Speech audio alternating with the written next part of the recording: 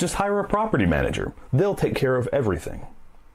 That is bullcrap. That is grade A, 100% A1 bullcrap, guys. It's driving me crazy, the number of investment firms out there that are like, oh yeah, buy this asset, you don't have to have any experience, and have a property manager handle it, and they'll handle everything, and you won't ever have to do it, and it'll be 100% passive. Bull freaking crap. My team has helped people buy over 5,000 properties in the last 15 years. My admin team helps people run 100, 200 properties every single month since we launched that service. There's actually two different pieces of property management that you only get to know when you own it, right? There's property management, which a property manager can handle, right? And then there's business management, all the other stuff that falls out of the heavens like a bag of hammers on unsuspecting investors. And every single person who's ever bought a piece of real estate realizes there's a lot more happening than what the property manager is going to handle. There's business management.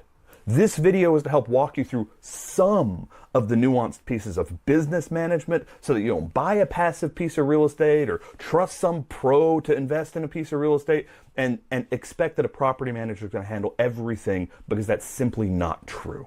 What a lot of people don't realize when they're buying a piece of investment property is that there's actually work that falls on the owner, even if you have a property manager. A property manager effectively only markets the property for rent, puts it up on all the sites, answers the phone calls, shows the property when someone wants to come out and see, does the background checks and eviction database checks, make sure that, the person has good credit, and they place the tenant. And then they deal with the day-to-day issues that happens when the tenant's there. And if an eviction becomes required, they'll even do that too. So people think if you hire a property manager, you don't have to do anything else. That couldn't be more wrong. That's catastrophically wrong. When you own a piece of real estate, there's a bunch of other stuff that you need to do besides just renting it. You probably should set up an LLC. Now, the reason for an LLC is to give you protection from liability. When you're owning real estate, you own an actual physical asset that's sitting in the actual real world with an actual person living inside of it. And if you have a slip and fall on a piece of real estate that you own, you could be sued personally. You need to set up an LLC and protect your asset from your liabilities and to protect your liabilities from your asset, called internal and external protection. Now, to set up an LLC, most people just don't bother, or most people super overpay a lawyer to do it. And the truth is, it's not that complicated, but it is complicated. When you're gonna set up an LLC,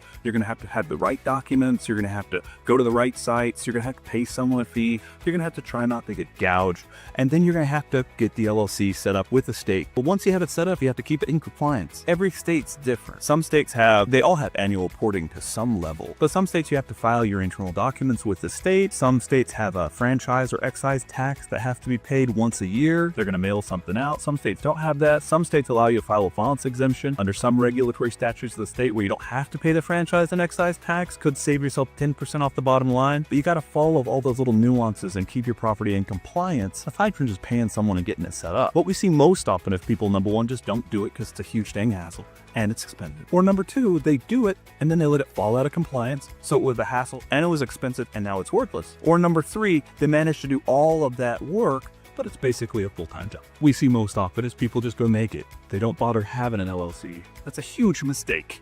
All right, it's a huge mistake, because if you have a net worth of $1 million to $2 million and don't think that there's people out there who are renting properties who'd love to take a big bite out of you in a lawsuit, you may be wrong. And that's not an area where we want to be wrong. Number two, you want to be able to set up the right bank accounts. I know that sounds dumb, but when you set up a personal bank account, it's very different from when you set up a bank account for an LLC. And the way you treat that bank account has to be very different than the way you treat a personal bank account. You cannot commingle the money in an LLC. That's the biggest way to pierce the corporate veil or your LLC veil and get yourself sued when you thought you were protected.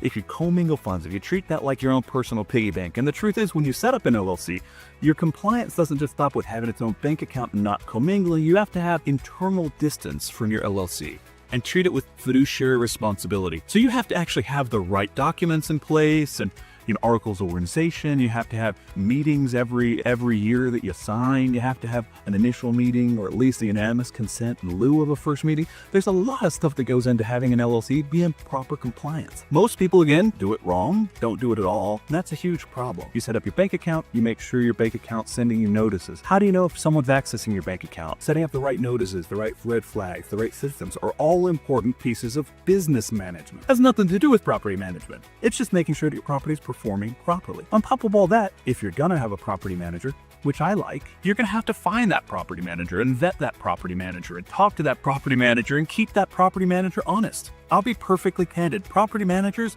are absolute extremes. I had a really good friend once tell me that his property manager couldn't do a worse job if he was trying. That happens a lot. And then there's a lot of times where there's just errors, so the property manager is trying to rob you blind.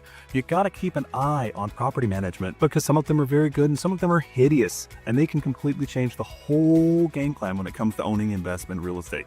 So you gotta find them, vet them, deal with them, figure out what your dispute resolution is going to be, figure out if you can get leverage and work with that property manager. All of that is necessary, and that's not property management, that's business management. Finally, you got to look at your accounting. I have so many clients who sold me when we first met. Oh, I've got this piece of real estate, it's a real honey, it's wonderful, been wonderful for years. My property management, perfect. When we dig into those assets and realize that they're receiving a 1% rate of return on a $2 million asset, they realize real quick it's actually not good. When they realize there's $600 a month under market rent and the property manager's just asleep at the switch, they get real mad real quick. When they realize that the property manager's been padding bills for 10, 20 years because they're not a good property manager. And when they realize that that great tenant that they thought was great is actually a quiet tenant because there's $600 a month under market rent and they have let everything just go to garbage in that property. We're talking walls and sewage backing up, just a nightmare property. That tenant moves out $600 under rent and you realize, wait, that tenant wasn't great. It was a living disaster. I was unaware. You got to keep track of all of that. Again, not property management. That's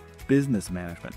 And then you've got to keep track of your asset. I cannot believe the number of people I've talked to who say, oh, I've got this great piece of property, it's working real well, that should have sold that property 15, 20 years ago.